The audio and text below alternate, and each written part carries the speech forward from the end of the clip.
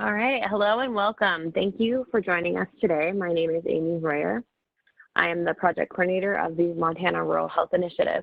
The mission of RHI is to engage partners to share ideas and expertise and to support communities in improving health while stimulating a higher level of wellness across the state. Thank you all for joining us today for our webinar, Tools to Help Identify and Prevent Elder Abuse in Montana.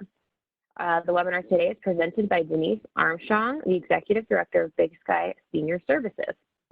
Well, thank you for that nice introduction, Amy, and I appreciate all of you joining us today as I present tools to help identify and prevent elder abuse in Montana. The goal for this will be to help you understand the different types of elder abuse. Hopefully through this webinar you'll be able to identify the signs and what makes the individual more vulnerable than other individuals. I'm going to give you some tips to help intervene when you suspect there might be something going on. And then I'm going to also give you some suggestions on the who, what, and where to report. Okay, so let's start off with who am I? I'm Denise Armstrong. I'm Executive Director at Big Sky Senior Services. We're a nonprofit based out of Billings, Montana. We're local, and we provide services to help seniors in their homes and protect the vulnerable seniors from perpetrators. We do this through a representative payee program. We're currently serving over 100 individuals in that program. Our Senior Helping Hands program helps with in-home care, personal care, and nursing, and we're the only program in the area that has a sliding fee scale, which is based on income. We also have a volunteer program that helps to engage the socially isolated seniors with a friend volunteer to either visit in person or to call, and just keeping the eyes and ears on these individuals. Because of our sliding fee scale, you can imagine that most of the individuals we serve are very low income, living on an average of $1,000 or less per month. Many of them have been estranged from family members for whatever reasons, or don't even have family members around. So we end up being that family member to them, and the eyes and the ears on them. But we also connect them to the other services in the area. So let's talk about elder abuse. Many people are surprised to know that it isn't just the physical abuse or the sexual abuse. There is the emotional abuse that goes into elder abuse, neglect, which I'll soon tell you that it's the highest percentage of referrals through Adult Protective Services, and then financial exploitation. This right here is one of the first tools I want to encourage you to go and download. It's through the National Center on Elder Abuse. It's ncea.org. And it just lists the different types of abuse and what to look for. Tips on, for example, under the psychological emotional abuse, unexplained or uncharacteristic changes in behaviors, withdrawals from normal activities. The caregiver might be isolating the elder, and the caregiver is verbally aggressive or demeaning, controlling, and so forth. And I'm going to go into these a little bit deeper here further down the road.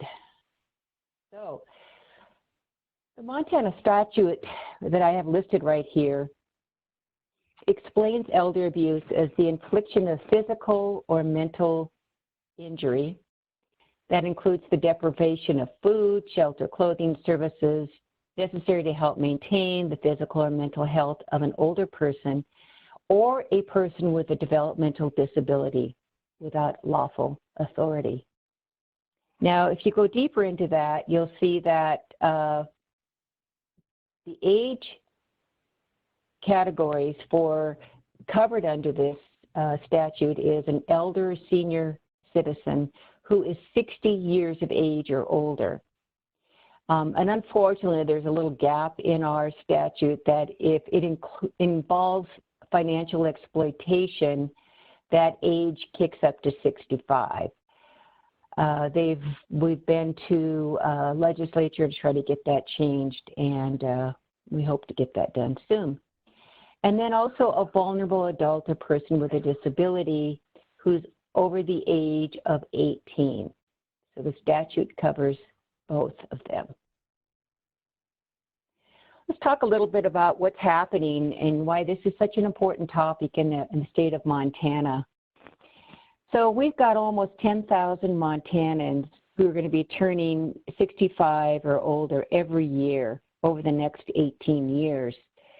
You can see the change here of centenarians that are getting recognized, and it's projected that by 2030, that 1 in 3 of the people in the state of Montana will be over the age of 65.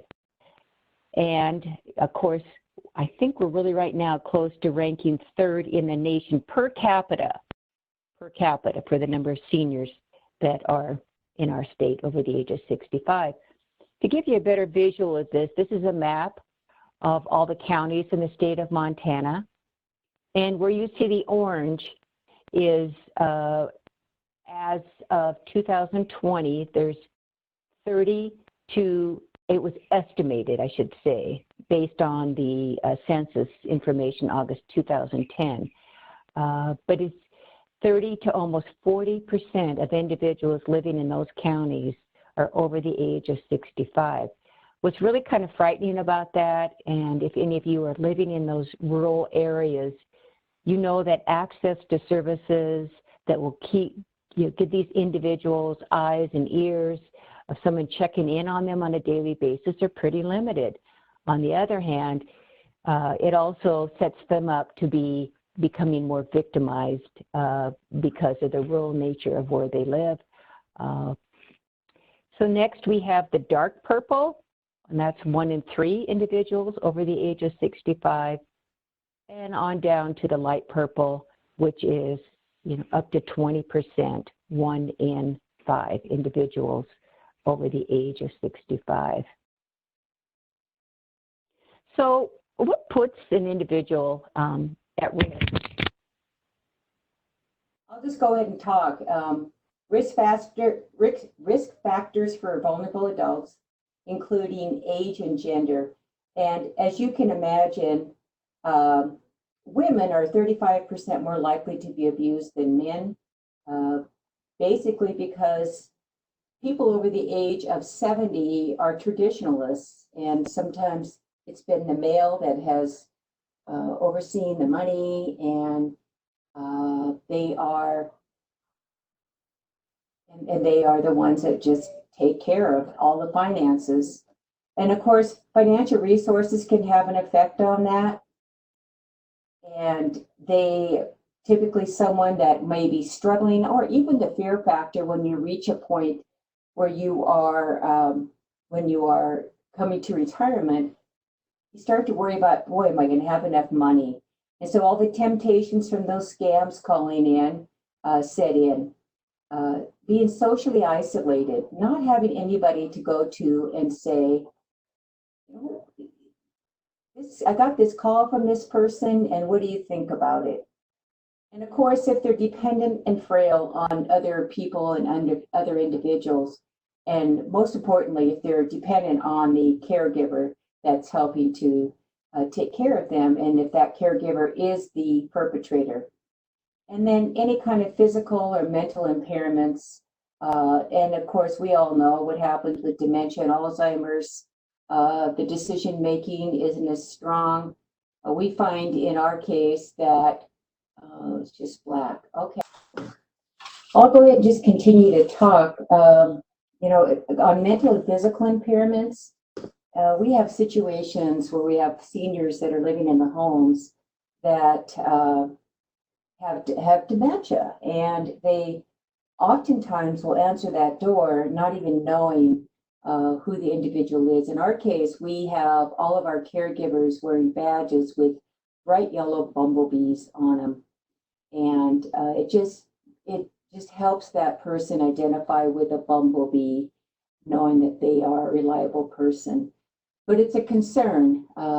they'll sometimes just open the door and let anybody come in, and that would put them at risk. So why aren't these individuals, why aren't they reporting? Well, let's talk about the individual that is a perpetrator, that is a caregiver. They have fear that that individual will go away, or the individual puts them, the perpetrator puts them in fear, saying, boy, if you tell anybody this is going on, I'm going to do this to you. And social, now I'm on, Amy. All right, social isolation, them just being alone. As I talked about, this is a very big concern for the rural areas of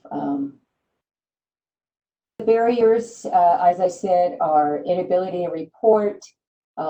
They blame themselves oftentimes, especially if it's in a family member. Maybe we have a situation in my agency as well where the grandchild is living with the grandparent, and the grandchild is very mean and aggressive towards the grandmother. We're really concerned about that. But the grandmother says always, well, he's got disabilities and I feel sorry for him. Well, it just doesn't mean that it's okay for him to be abusive towards her. So here's some just ideas of things to look for in elder abuse. Are they cut off from other people, from loved ones or friends? Are they confused, depressed, undernourished, dehydrated? Our caregivers always ask, when they walk into the home, hello, Mrs. Smith, how are you doing today? What have you had to eat today? And how about drinking water? We find that to be a real issue, especially individuals that are in some late stages of dementia and Alzheimer's. Maybe a person who's always been well groomed is all of a sudden appearing dirty and they have unexplained bruises or bed sores. I am one that will always say to an individual, to anybody I see with a strange looking bruise, empathize and say, oh, I'm so sorry, that bruise looks terrible. Can you tell me how that happened? And as you can imagine, if it was received from someone that they don't want to share, they're going to probably cover it up and say it's nothing. Not always. I mean, there is the shame of the fact that they fell. There's always concerns about them falling. And if they do tell us that they have fallen, we always follow up with that too. And then if they haven't been receiving the proper care for health problems, eyesight, dental, hearing, incontinence, I mean, have they been to the doctor for that? Are they abusing drugs or alcohol? This just seems to be an issue when people are fighting off depression and isolation. Do they have trouble sleeping? Now, there is a website down here that I have at the bottom of the screen, and I encourage you to go out there. The list is deeper. These are just a few of the things I wanted to highlight today.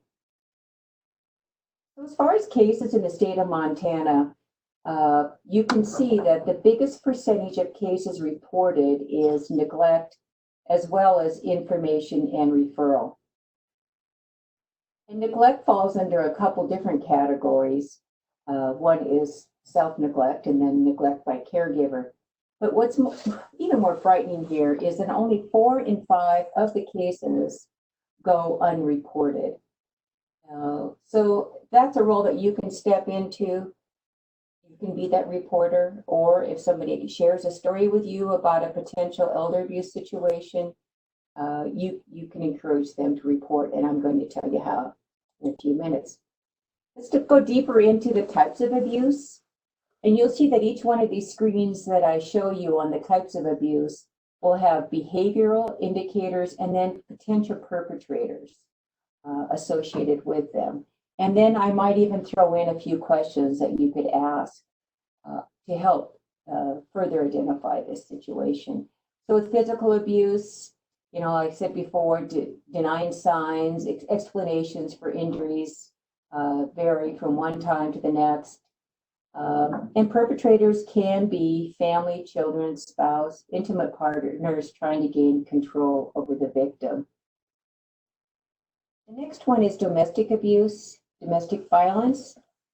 And that's an escalating pattern, again, to use gain control and power. And it can come on at a late stage. We're finding situations where husband and wife been together for years.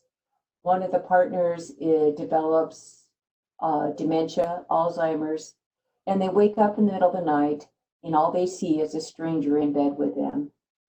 And so there's abuse that takes place because they think that person is a stranger. And it's sad, but it does happen. A question that you may want to consider asking, again, formatting your own questions, is does anyone threaten to hurt or abuse you? You all know that when you go to a doctor nowadays, they have it as part of their script that says, do you feel safe at home? I do a presentation, a similar presentation to a local group of physician assistants here in Billings. And I encourage them to take that into an open-ended question, because that question generates a yes or no. And to dig deeper when they suspect there might be something going on, especially if the perpetrator is in the room with the individual. Sexual abuse, that's non-consensual sexual contact of any kind. And some of that is the fear of being touched, strange bruising. So the question to ask, and depending on what you're comfortable with the individual, focusing probably more just on the injuries of bruising and things like that. Under neglect, as I said before, we've got two different types of neglect. One is caregiver neglect, the other one is self-neglect. And if they have a paid caregiver in their home or a family member who designates them as a caregiver, it is their responsibility to make sure that person is being taken care of. And if that person is declining and failing, it raises a red flag, and it is a reportable situation. Same with self-neglect. That's where an individual lives alone and they have no family. We have quite a few incidences like that, especially here in Billings, of no family around, nobody to check in on them. And that individual, honestly, at age 65 plus, is not aware of any services that are available out in the community. This happens a lot when we discover a peak in referrals, or at least for our services, right around the holidays, where a family member will come home for the holidays and realize that there's been a dramatic decline in mom or dad or grandma or grandpa. They're not eating, they're not taking care of themselves, and we'll often get a phone call to go in and help with some services. Our biggest challenge sometimes in those cases is that they may reject the offering of services. It happens, they choose to live like that, and unfortunately, in our state, we have to respect the right to choose. So any kind of psychological or verbal abuse, typically a person who has been psychologically and verbally abused is not going to have eye contact. They fear looking in your eyes, because typically the perpetrator has probably done a lot to them, said mean things to them, and they're afraid of the perpetrator that way. And oftentimes they are retreating and with no eye contact when you're asking questions of some sort. Financial exploitation, and this is just the illegal or improper use of an older person's funds. And this quite honestly, is usually one of the main reasons why a perpetrator is involved in somebody's life. Really, it comes down a lot. Power and control for abuse, but also for the money itself. This is where the scammers set in, illegal use, improper use of a guardianship or powers of attorney. For financial institutions, I really have to tip my hat to them in the state of Montana. They're really taking an extra effort to train their employees to help look for these signs, especially when an individual is coming in and making unusually large withdrawals of cash from their account, and it's not a pattern. that is associated with that individual. There was just recently an individual here in Billings that got caught up in a scam call where the scammer was saying to him, you've won the sweepstakes, and if you just send this much money, and within 6 months, it depleted his entire life savings. And he said to me, he goes, I don't know how I got caught up in this. I don't know how they convinced me. He was an intelligent man, had a very successful career, and had saved his money his whole life. And the fact that he'd lost his spouse put him in a vulnerable state. And now he's worried about losing his home and everything else. Very sweet, kind man. But you want to ask questions. Are you concerned about paying your bills? We all are, but to what degree are they able to find that?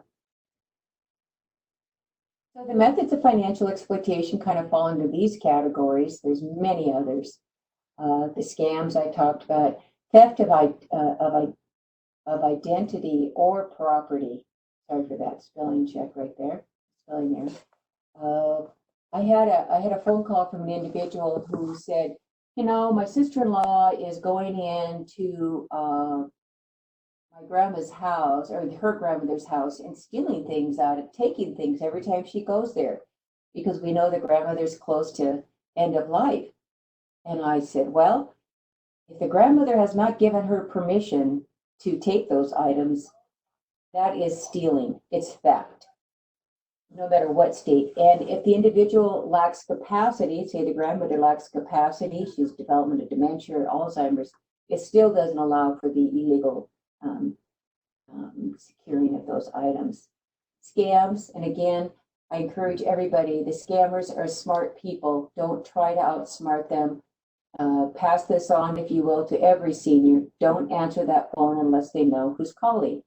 Because once they get called and they pick up that phone, their name and their phone number gets sold to other fraudsters. It's called the sucker list, and they get put on that sucker list, and they're called over and over and over and over again. And this other gentleman I explained earlier, his phone is ringing 40, 50 times a day. His name has been sold so many times. Illegal abuse of the power of attorney or guardianship. There is a right time for a power of attorney and guardianship, and there's a right time. There's not a right time. Well, we're finding a lot too with power of attorney. Family members are exercising that to take items, to take cash, whatever the case may be. And that only falls into play when the individual lacks capacity. Manipulation of finances. We just had a situation here too where a daughter was taking a mother's rent money and cashing the checks and using the money for her own use. So the scams you've probably all heard of around here, it's whatever is at the top of the list for the month or the season. Right now, it's the IRS scam. And I think the IRS has done a really good job, along with Social Security, putting some great PSAs out there on what to look for and what not to respond to. Unfortunately, the number one, the most popular one in this state is that grandparent scam. And they again, tapping into the fear of somebody calling, saying, hi, Grandma, it's me. And Grandma says, it doesn't sound like you. And they say, well, it's because I've been in a bad car accident and my voice has been damaged. And gee, can you send me money?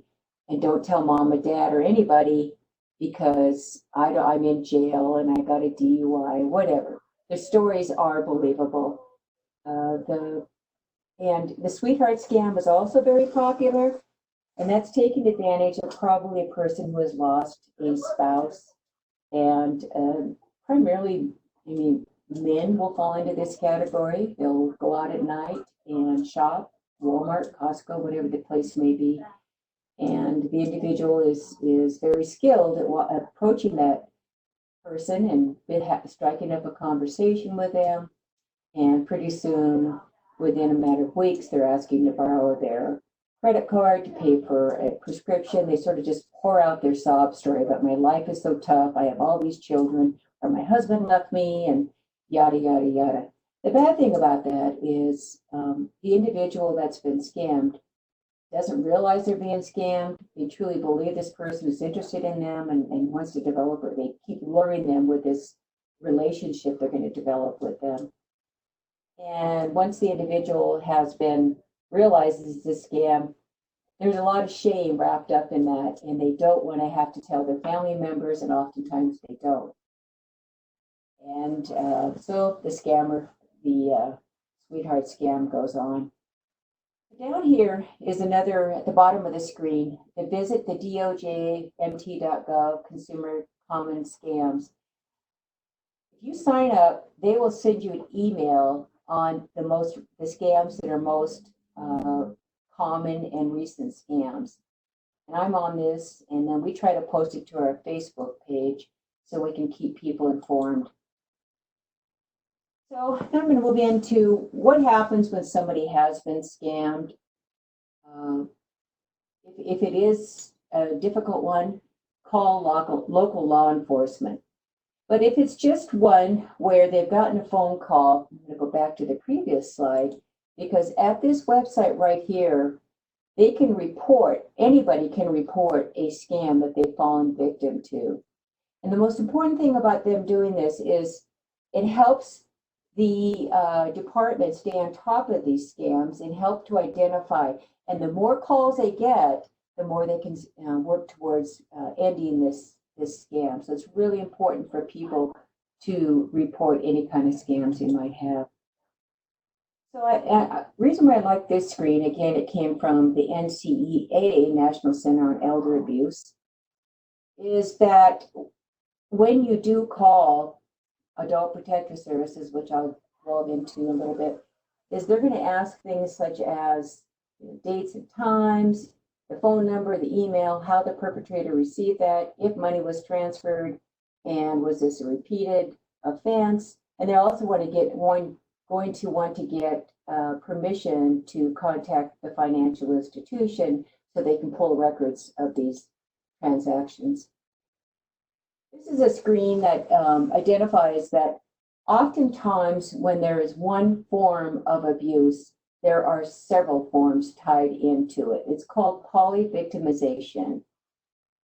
So a family member that is emotionally abusing, or someone who's being emotionally abused, most typically that will also tie into removal of their access to attend their local church each week, or traditions, family events. The perpetrator tries to pull them out of those situations that might raise red flags for family members and other loved ones. So if you know of an elderly senior citizen or an individual that is probably at risk for being abused, encourage them to stay engaged in their communities. There are senior centers in all of the major cities. And again, I know this is a challenge for those living in the rural areas, but there's also the opportunity of adopting somebody in the community, just to knock on the door, see how they're doing, check in on them regularly.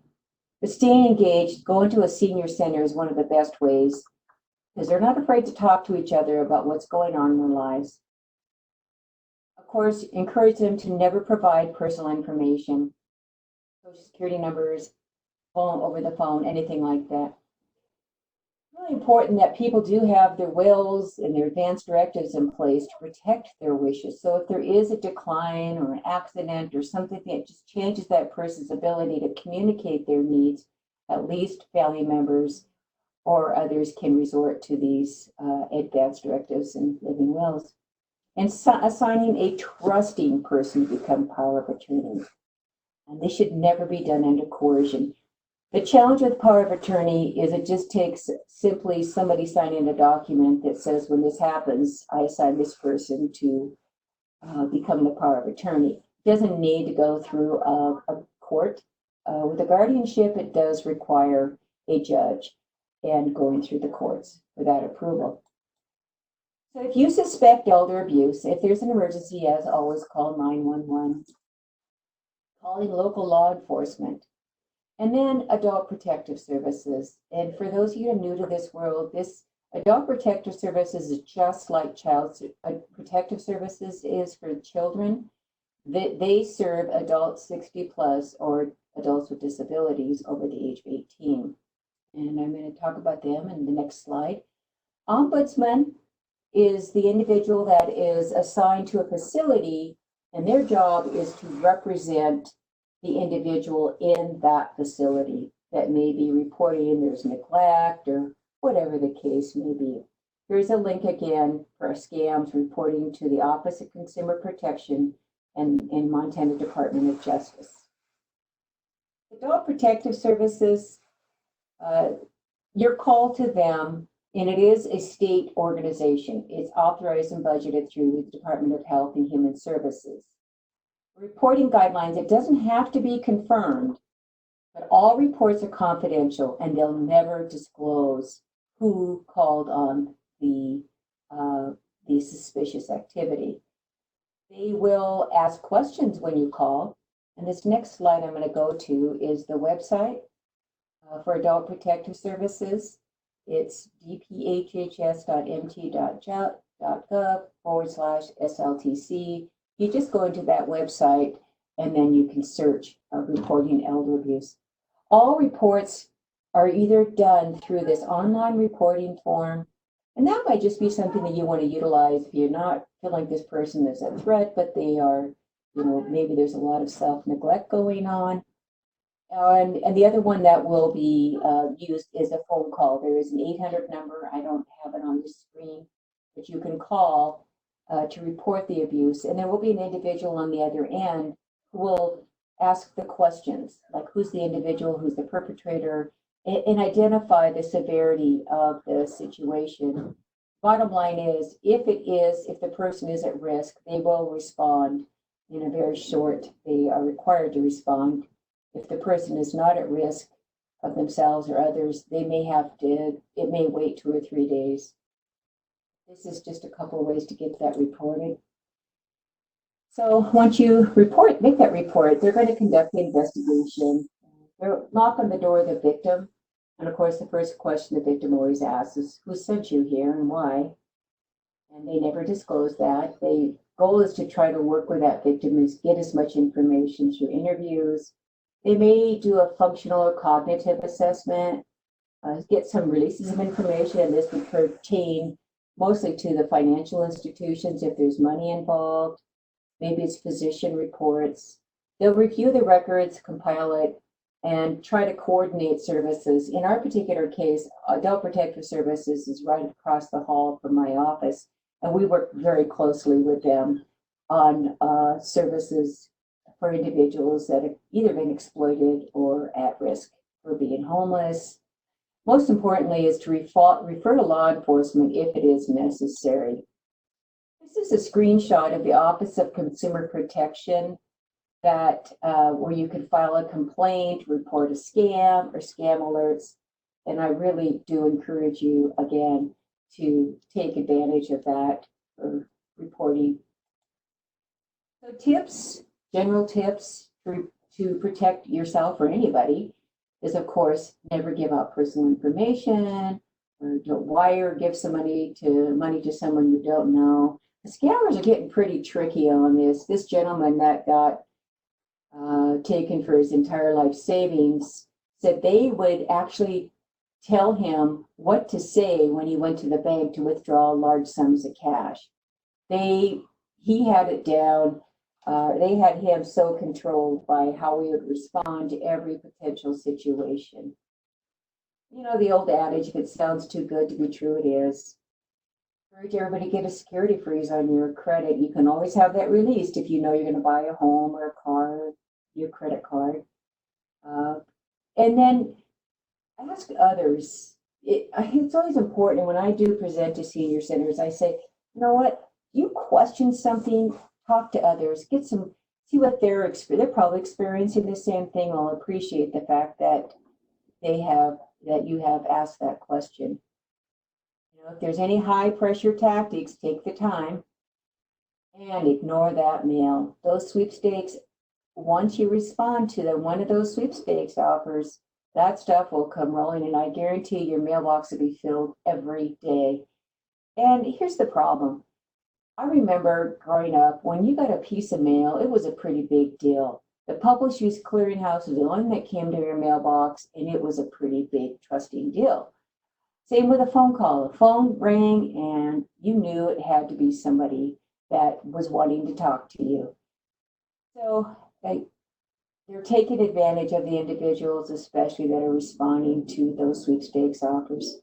You can register with the National Do Not Call Registry, but that doesn't preclude them from dialing random numbers, robocalling, which they do. They robocall, and when a person answers, you'll know it's a robocall because there's nothing that they say on the other end of the phone. But I guarantee you, whatever time they robocalled you and you picked up that phone, they're going to call you back the next day. And then, of course, they are able to go in and make the phone call look like it's coming from, a local business, a 406 number, and everything can just go to, it all goes to voicemail for me. If I don't know who the person is, I never answer.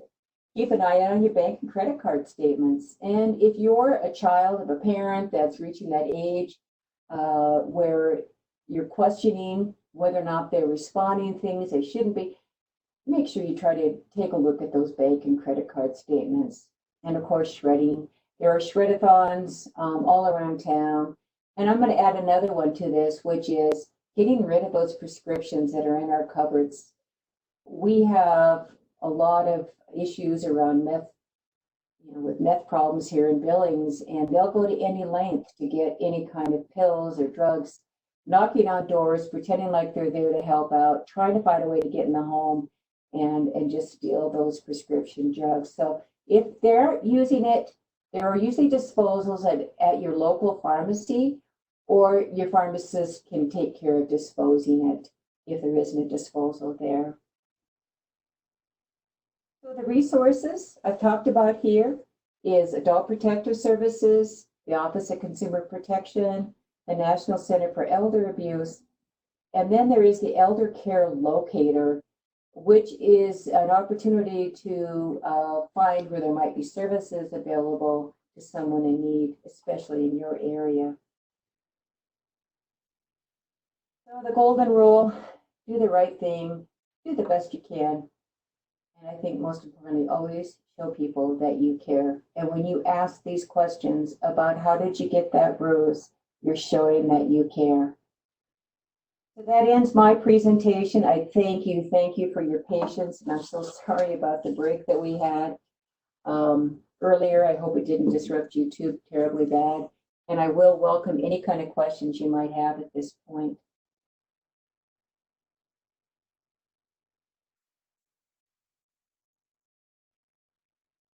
I got a question right now I saw about ombudsmen. Are they key? Ombudsmen, again, represent the client. And if the person is in the nursing home, that is always the best starting point to have the ombudsman visit with the individual. They do work hand in hand with Adult Protective Services, who will be able to step in and do the investigative work. But yeah, I know they're sparse, and I know they're difficult sometimes to get connected to. So at least you could make the call, referral to Adult Protective Services, and then the ombudsman could get in touch with them at that point.